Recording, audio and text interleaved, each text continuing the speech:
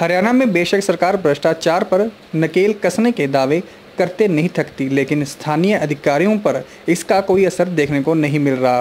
कहने को तो रेवाड़ी जिला मुख्यालय पर सामान्य बस अड्डा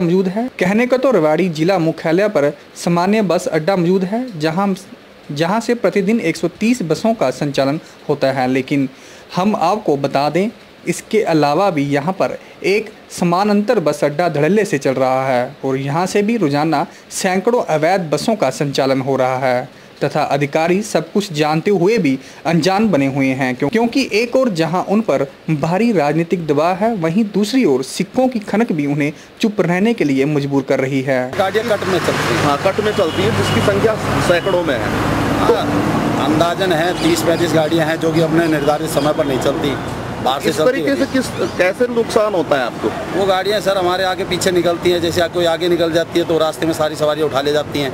पीछे से आती है, वो बिना टाइम आती है, पास कर जाती है। हम अपने निर्धारित समय पे चलते हैं, उनसे हमारे राजस्व का काफ़ी नुकसान है। हम ना तो टैक्स भर सकते हैं समय पे और हमें ही अधिकारी नुकसान पहुंचाते हैं, क्योंकि हम समय पे चलते हैं तो चेकिंग में हमारी ही गाड़ियाँ पकड़ी जाती है, ना कि अदर जो बाहर से चलने वाली गाड़ियाँ उनको पकड़ा जाता है। इस प्रकार एक बाहर डिपो बनाया हुआ है डीटीओ साहब ने अपनी मिली भगत करके उन प्राइवेट वालों से।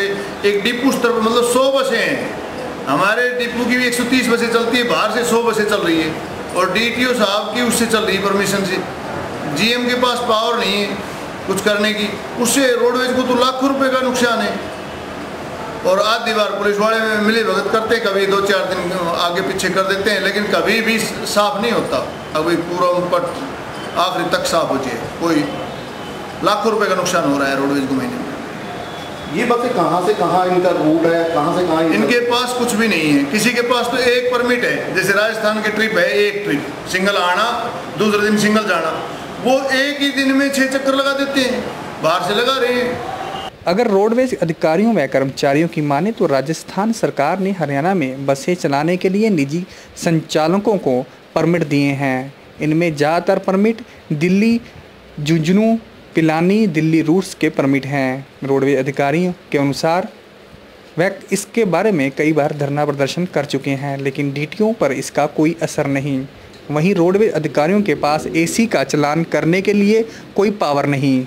इस पर लगाम कसने की जिम्मेदारी डीटीओ व आबकारी एवं काराधार विभाग के पास है, लेकिन डीटीओ साहब के तो दर्शन ही दुर्लभ हो जाते हैं। नई सरकार बनने के बाद तथा अशोक खेमका को यातायात कमिश्नर नियुक्त करने के बाद लोगों में आस लगी थी कि अब एसी अवैध बसों पर जरूर कार्रवाई होगी, लेकिन स्थिति वहीं ढाक के 3 पात वाली साबित हुई।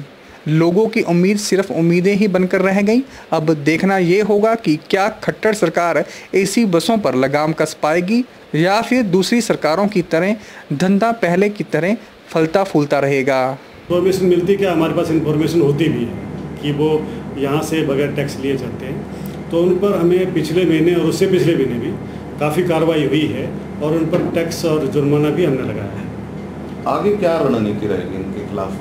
आगे देखिए, हम संयुक्त टीम को और प्रभावी करेंगे। डीटीओ से मैंने पिछले महीने भी रिक्वेस्ट की थी कि इनकी संख्या बढ़ाई जाए, संयुक्त टीम की चेकिंग की संख्या बढ़ाई जाए, जिससे इनको कम से कम ज़्यादा से ज़्यादा हम इस पर जुर्माना लगा सकें और इसको बंद कर सकें।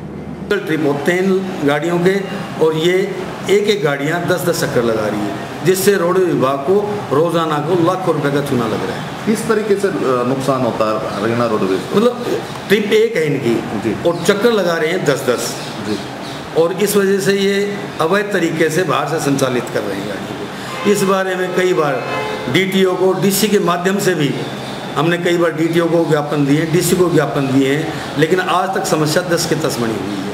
डीटीओ इस बारे में कोई कार्रवाई नहीं कर रहा। महाप्रबंधक जो रोडवेज के, इनके पास कोई पावर नहीं इन गाड़ियों को इम्पाउंड करने की, बंद करने की कोई पावर नहीं।